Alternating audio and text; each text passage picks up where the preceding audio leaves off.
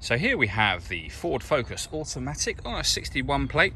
I'm going to start off by showing you around the outside of the car, and then we'll hop in and run through some controls on the inside. But from the outside you can see it's a 5-door car with alloy wheels. Let's start off inside the boot and then work our way around the rest of the car from there. As we approach the boot, you can see we have reversing sensors, plenty of space in there as well, along with that 60/40 split folding rear seat should you wish to increase this space even further. Okay, so we're just going to work our way back round to the front of the car, and then we're going to hop in and run through some controls on the inside from there. But now that we've done a full circle of it, you can see it's in excellent condition the whole way round. Just briefly before we climb in, I think it's well worth seeing the interior from this exterior point of view. There's plenty to run through on the dashboard, so let's hop in and we'll do that now. Okay, now that we're inside the car, we're going to start with the dials. On the left-hand side, we have the rev counter. On the right-hand side, the speedometer.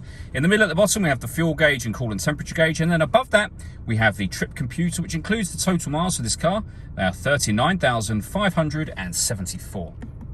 You can change the information displayed in that section using buttons on the steering wheel for various bits of trip computer and fuel economy information. If I back out to the steering wheel, the buttons that I was using are just here.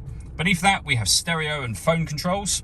On the left-hand side, we have the buttons that will adjust things up on this screen just here. So firstly, with regards to music, you'll see this car has AM, DAB, and FM radio. You can also listen to music via the CD player. The car has auxiliary input, which you can see being displayed on there now as well. So plenty of ways to listen to your music overall in this car.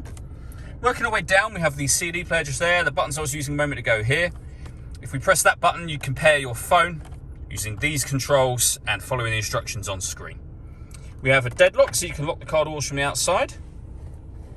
Below that, we have the air conditioning. You can adjust the fan speed, temperature, direction of the air.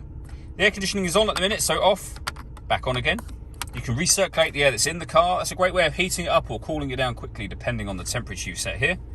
If I move the gear lever out the way, we have a heated rear screen and heated front screen.